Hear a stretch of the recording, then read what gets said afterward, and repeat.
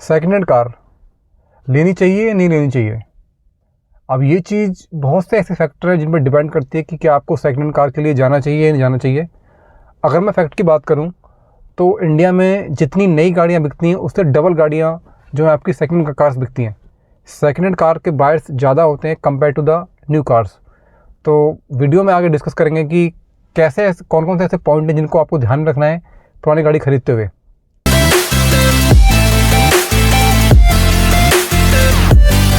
अब अगर मैं पहले पॉइंट की बात करूं तो देखो, मेरे हिसाब से जो सेकंड हैंड कार अगर आप लेने जा रहे हो तो आपके दिमाग में सबसे पहला जो पॉइंट ये होना चाहिए कि कितनी पुरानी है वो गाड़ी।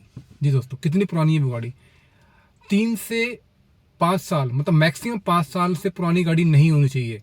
मतलब अगर आपको 1 साल पुरानी गाड़ी या 2 साल पुरानी गाड़ी मिल जाती है तो वो तो बेस्ट है। लेकिन अगर आपको दो साल पुरानी गाड़ी नहीं मिलती है, 1 साल पुरानी गाड़ी नहीं मिलती है, तो आप कोशिश करो कि आपकी गाड़ी मैक्सिमम से मैक्सिमम 5 साल से ज़्यादा पुरानी ना हो। 3 से 5 साल का एक ब्रैकेट लेके चलो आप। अब इसमें होता क्या है कि कोई भी जो बायर होता है, जो नई गाड़ी खरीदता है, वो शुरू के 3 से 4 या 5 साल तो गाड़ी को आराम से चलाता है। लेकिन उसके बाद वो, मैंने मैक्सिमम लोगों को देखा कि 5 साल पुरानी गाड़ी होते ही वो बहुत ज़्यादा गाड़ी को रफ यूज़ करते हैं, सही से इसको केयर भी नहीं करते, टाइमली उसकी सर्विस मतलब ऑथराइज सर्विस सेंटर में नहीं कराते हैं, बाहर कराने लग जाते हैं 5 साल के बाद। और मतलब कहने का मतलब ये है कि 5 साल होते ही गाड़ी को लोग थोड़ा लाइटली लेना शुरू कर देते हैं, ज़्यादा केयर नहीं करते हैं उसकी। तो अगर आप 5 साल पुरानी गाड़ी लेने के लिए जाओगे तो आपको कंडीशन, बहुत कम चांसेस हैं कि आपको कंडीशन गाड़ी की बेटर मिले। तो मेरा सजेशन यही है कि आपकी जो गाड़ी है वो मैक्सिमम 5 साल से पुरानी ना हो, जो आप खरीदने जा रहे हैं पुरानी गाड़ी। दूसरा, हमें ये भी ध्यान रखना है कि जो गाड़ी हम खरीदने जा रहे हैं वो कितने किलोमीटर चली हुई है। तो अगर मैं एक मोटा मोटा बात करूं तो मैक्सिमम आपकी गाड़ी मेरे हिसाब से 30 से 35 हज़ार किलोमीटर से ज़्यादा चली गाड़ी ना हो। मतलब 20 से लेकर अगर आपको 10,000 तक मिल जाती तो वो तो बेस्ट है।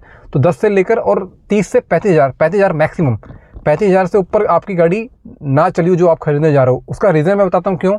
क्योंकि जितने भी गाड़ी में मेजर खर्चे स्टार्ट होते हैं वो 50,000 मतलब 50,000 किलोमीटर चलने के बाद उसमें मेजर खर्चे आने स्टार्ट होते हैं। तो मैंने मैक्सिमम देखा कि जो भी गाड़ी ये ऑनलाइन प्लेटफॉर्म पर बिकती है सेकंड हैंड कार्स, मैक्सिमम वो जो है जिनके रेट ज़्यादा कम होते हैं वो 50,000 ही मतलब 50,000 चली होती हैं। तो 50,000 गाड़ी के किलोमीटर होते ही गाड़ी की वैल्यू भी बहुत ज़्यादा डाउन हो जाती है, but at the same time उसमें खर्चे बड़े बड़े आने स्टार्ट हो जाते हैं। तो मेरा सजेशन आपको ये होगा कि गाड़ी को जब भी आप खरीदने जाएँ तो कोशिश करें कि 50,000 या मतलब 30 से 35 हज़ार किलोमीटर से मैक्सिमम गाड़ी उससे ऊपर ना चली हो। दूसरा, आपको ये भी ध्यान रखना है कि आपको किस ब्रांड की गाड़ी लेनी है। आप हर ब्रांड की गाड़ी नहीं ले सकते हो। अगर आप देखो, नई गाड़ी भी लेने जाता है इंसान तो वो ये देखता है कि मैं किस ब्रांड से खरीद रहा हूँ, कि कल को इस ब्रांड के सर्विस स्टेशन कितने, है ना, मुझे सर्विस में कोई इशू ना आए, या रीसेल वैल्यू ब्रांड की कितनी है, मुझे रीसेल करते हुए ऐसा ना हो गाड़ी की वैल्यू मुझे बहुत ज़्यादा कम मिल जाए। तो हम जब नई गाड़ी लेने जाते हैं तो इन चीज़ों का बड़ा ख्याल रखते हैं। तो वही सेम चीज़ आपको यहाँ भी देखनी पड़ेगी कि जब भी आप पुरानी गाड़ी लेने जा रहे हो तो आपको ये देखना पड़ेगा कि आप किस ब्रांड की गाड़ी लेने जा रहे हो। मैं अगर बात करूँ तो 3 से 4 ब्रांड या 2 से 3 ब्रांड मेरी नज़र में ऐसे जो कि बेस्ट है, जिनकी गाड़ी की तरफ ही आपको जाना चाहिए अगर आप सेकंड कार मार्केट में गाड़ी ढूंढ रहे हो। तो जैसे सबसे पहला तो आपको मारुति गाड़ी, अगर आपको मारुति गाड़ी मिल जाती है तो बेस्ट है। मारुति या हुंडई या होंडा, या आप टोयोटा की गाड़ी को भी ले सकते हो। अब मैं क्यों इन 4 ब्रांड के बारे में बोल रहा हूँ, देखो दोस्तों, सबसे बड़ी बात है कि इंजन, आप मारुति का इंजन उठा लो, हुंडई का उठा लो, या होंडा का उठा लो, या फिर आप टोयोटा का उठा लो। टोयोटा का इंजन तो वर्ल्ड वाइड है कि 2.5 लाख किलोमीटर गाड़ियाँ चल जाती है टोयोटा की और इंजन में कोई भी काम नहीं आता है। सिमिलरली सेम केस आपका होंडा और मारुति हुंडई के साथ है।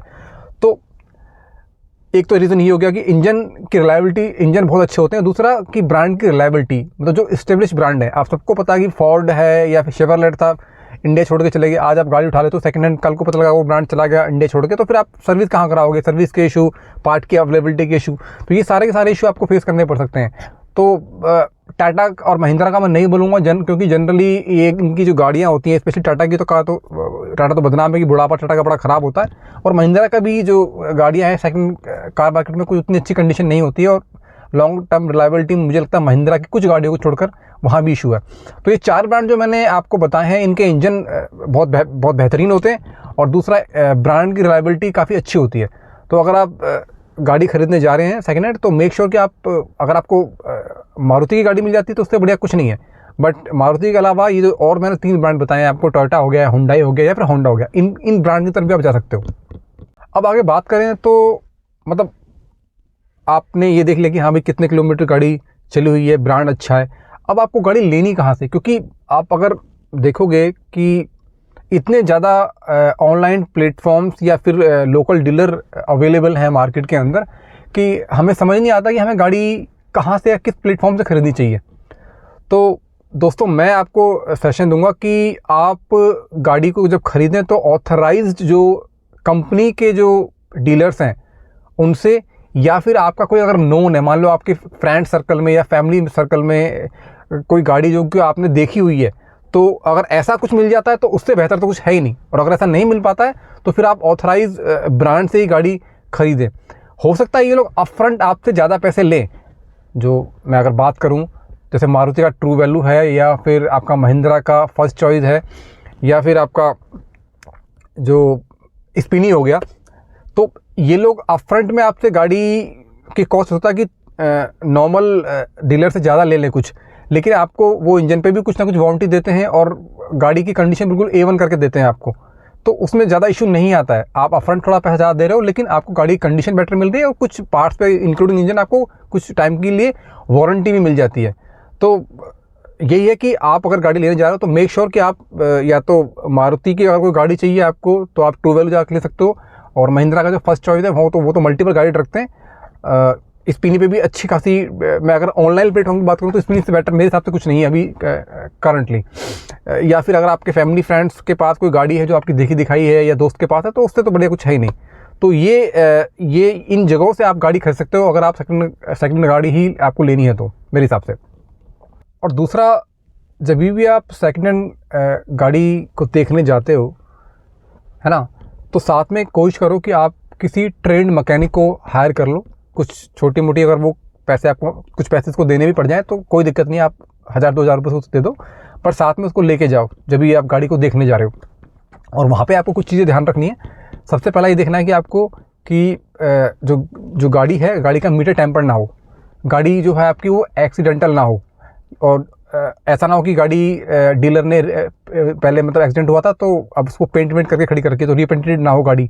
टायर जो हो गाड़ी के, वो जो गाड़ी के टायर हैं चारों के चारों वो अच्छी कंडीशन में हों। ऐसा ना हो कि 5-7 हज़ार किलोमीटर ही उनकी लाइफ बची हो और फिर आपको कुछ ही महीनों के बाद उसके टायरों में पैसा लगाना पड़ रहा है। आप अगर देखिए, अगर आप थोड़े से भी अच्छे ब्रांड के टायर गाड़ी में लगवाते हैं, हमारे वगैरह के लगवाते हैं, मिशिगन के लगवाते हैं, तो करीब एक टायर की जो कॉस्ट है वो 3,500 से 5,500 तक पड़ जाती है। तो 20-25 हज़ार खर्चा वो आपका आने वाले वक्त में आपको करना पड़ सकता है। तो आप टायर की कंडीशन भी आपको देखनी पड़ेगी और ये भी देखना पड़ेगा कि इंजन अच्छी कंडीशन में है और कोई बड़ा खर्चा गाड़ी में ना आने वाला हो। तो ये सारी चीज़ें आप चेक कर लें। साथ में एक ट्रेन, जैसे मैंने बोला, ट्रेन मैकेनिक को लेके जाएँ तो वो आपकी हेल्प करेगा इन सारी ही चीज़ों में। तो ये भी एक बहुत ज़रूरी चीज़ है दोस्तों जो आपको करनी चाहिए जब भी आप पुरानी गाड़ी को देखने जा रहे हैं या ख़रीदने जा रहे हैं अपना डिसीजन बनाने से पहले। अब एक और बहुत ज़रूरी चीज़ है, वो है कि जो भी गाड़ी आपने फाइनलाइज़ करी है उसकी सर्विस हिस्ट्री निकलवानी है आपको। मतलब उसकी जो गाड़ी की जो सर्विस हुई है उस गाड़ी की सर्विस हिस्ट्री आपको उस गाड़ी को लेके जाना है। आप किसी भी मान लो मारुति की है या वो हुंडई की है तो आप जा सकते हो उन वर्कशॉप में, इन ब्रांड के वर्कशॉप में जा सकते हो, वहाँ उनसे थोड़ा बहुत बात करके और आप उन गाड़ी की सर्विस हिस्ट्री आराम से निकाल सकते हो।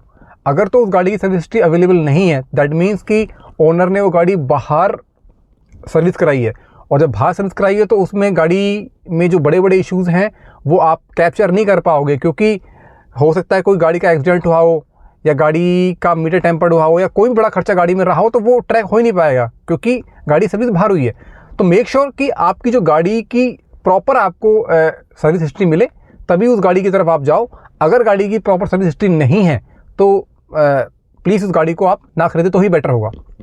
दूसरा, आपको एक और ये चीज़ ध्यान रखनी है कि आप कोई भी CNG गाड़ी ना खरीदें सेकेंड हैंड, क्योंकि CNG गाड़ी अगर कोई ये बोल रहा है कि भैया वो 30,000 या 35,000 किलोमीटर चली हुई है और वो 4 साल पुरानी गाड़ी है, लेट सपोज, तो दोस्तों 99% चांस है कि मीटर टेम्पर्ड हो रखा है। क्योंकि सबको पता है कि CNG गाड़ी जो होती है, आदमी 1-1.5 लाख चलाने के बाद ही उस गाड़ी को बेचता है, या उसमें कोई बड़ा इशू आ गया हो इंजन वगैरह, तभी उस गाड़ी को बेचेगा, अदरवाइज उस गाड़ी को नहीं बेचेगा वो। मैंने अपनी CNG वर्सेस पेट्रोल गाड़ी के कंपैरिजन में ये चीज़ बताई है। आई बटन में उसका लिंक मिल जाएगा वीडियो का, आप देख सकते हैं वहाँ जाके। तो वही मेरा सजेशन है आपको कि CNG गाड़ी ना खरीदें। आपको अगर CNG गाड़ी लेनी ही है तो आप पेट्रोल गाड़ी खरीदें पहले सेकेंड हैंड, और उसमें अपने हिसाब से CNG लगवाएं, तो वो एक बेटर डील मुझे लगता होगी। होता थोड़े बहुत पैसे आपके ज़्यादा लग जाए, बट आपको एक क्योंकि पेट्रोल गाड़ी जनरली आदमी ज़्यादा चलाता नहीं है, तो आपको अच्छी कंडीशन में मिल जाएगी, इंजन की कंडीशन भी अच्छी होगी। फिर अपने हिसाब से आप उसमें CNG लगवाइए, और उसके बाद वो चीज़ ज़्यादा बेटर है लॉन्ग टर्म के लिए। अब दोस्तों, आगे बढ़ने से पहले मैं आपसे रिक्वेस्ट करूँगा, please subscribe my channel, like my video और बेल आइकन को प्रेस कर दें, जिससे आपको नई नई वीडियो का नोटिफिकेशन सबसे पहले मिल जाएगा। अब एक क्वेश्चन ये राइज होता है कि कितने लाख मैक्सिमम हमें खर्च करने चाहिए पुरानी गाड़ी खरीदते हुए। तो मैं अगर आपको अपना ओपिनियन बताऊं तो मेरे हिसाब से मैक्सिमम 5 लाख, मैक्सिमम 5 लाख से ऊपर आपको पुरानी गाड़ी पे खर्च नहीं करने हैं। अगर आप 5 लाख रुपए से ऊपर खर्च कर रहे हो तो मेरे हिसाब से आपको जाना चाहिए नई गाड़ी की तरफ। क्योंकि दोस्तों, नई गाड़ी की बात देखो, बेशक अगर नई गाड़ी छोटी भी है तो आप जब घर में गाड़ी लेके आते हो नई गाड़ी, तो नई गाड़ी की जो फीलिंग होती है, जो एक खुशी होती है, वो अलग होती है। वो फीलिंग, वो खुशी आपको कभी भी पुरानी गाड़ी में नहीं आ सकती है। 6-7 में आपको मान लो कहीं होंडा सिटी मिल रही है पुरानी, जो कि 70-80 हज़ार किलोमीटर चल गई है, लाख किलोमीटर चल गई है, 7-8 साल पुरानी है, या कोई वॉक्सवैगन की वेंटो वगैरह मिल रही है, या आपको नेक्सॉन मिल रही है फॉर दैट मैटर, तो मैं वो ले लेता हूँ। बड़ी गाड़ी का फील आएगा दोस्तों, बड़ी गाड़ी का फील तो आएगा, लेकिन वो गाड़ी के जो खर्चे आएंगे आपको, क्योंकि 5 साल प्लस, जैसे मैंने पहले बताया वीडियो में, 5 साल प्लस होते ही गाड़ियों में खर्चे आने शुरू हो जाते हैं। 5 साल तो गाड़ी बिल्कुल फ्री चलती है, कोई इशू नहीं आता आपको, लेकिन 5 साल प्लस होते ही बड़े बड़े खर्चे गाड़ियों में आने शुरू हो जाते हैं। तो मेरा सजेशन तो आपको यही है कि रादर देन कि आप 6-7 लाख रुपए इन गाड़ियों पे खर्च कर रहे हो, बेटर है आप कोई छोटी गाड़ी ले आओ। क्योंकि 6 से 7 लाख के बजट में काफ़ी गाड़ियाँ हैं जो आ जाती हैं, छोटी गाड़ियाँ, जैसे टियागो आ जाती है टाटा की, या स्विफ्ट का कोई मॉडल आ जाएगा, शायद बेस मॉडल आ जाएगा, या आपकी वैगनआर भी आ जाती है। तो रादर देन कि आप इन बड़ी बड़ी गाड़ियों की तरफ जाओ जिन्होंने खर्चा बहुत बड़ा बड़ा आने वाला है, क्योंकि और जैसे मैंने कहा वॉक्सवैगन की जो जर्मन गाड़ी है उसके खर्चे दोस्तों बहुत बड़े बड़े होते हैं, और वहीं होंडा की गाड़ियों को भी खर्चे कुछ कम नहीं है। तो आपकी जेब पे बहुत भारी पड़ेंगी ये गाड़ियाँ, सेकंड गाड़ियाँ। आप नई गाड़ी लेकर आओ आराम से, छोटी गाड़ी, अपना 15 साल की छुट्टी हो जाती है आपकी। और जैसे मैंने बोला कि 5 साल तक कोई आपको सोचना ही नहीं है, 5 साल तक तो आपकी गाड़ी बिल्कुल ही बढ़िया तरीके से चलेगी। तो यही है दोस्तों, मेरा सजेशन तो यही है, जो मैंने आपको पॉइंट बताए, इन सारे पॉइंटों का अगर आप ख्याल रखें तो ही आप, अगर ये सारे पॉइंट आपके फिट बैठते हैं, तभी आपको मेरे हिसाब से पुरानी गाड़ी की तरफ जाना चाहिए। अदरवाइज अगर आप अफोर्ड कर सकते हैं तो आप, चाहे छोटी ही क्यों ना हो, पर अगर वो गाड़ी नई गाड़ी हो तो ज़्यादा बेटर डील होती है। एक पीस ऑफ माइंड मिलता है आपको, और आप टेंशन फ्री रहते हो लाइफ में आगे। यही थी आज की वीडियो, होप आपको पसंद आई होगी। Thank you very much.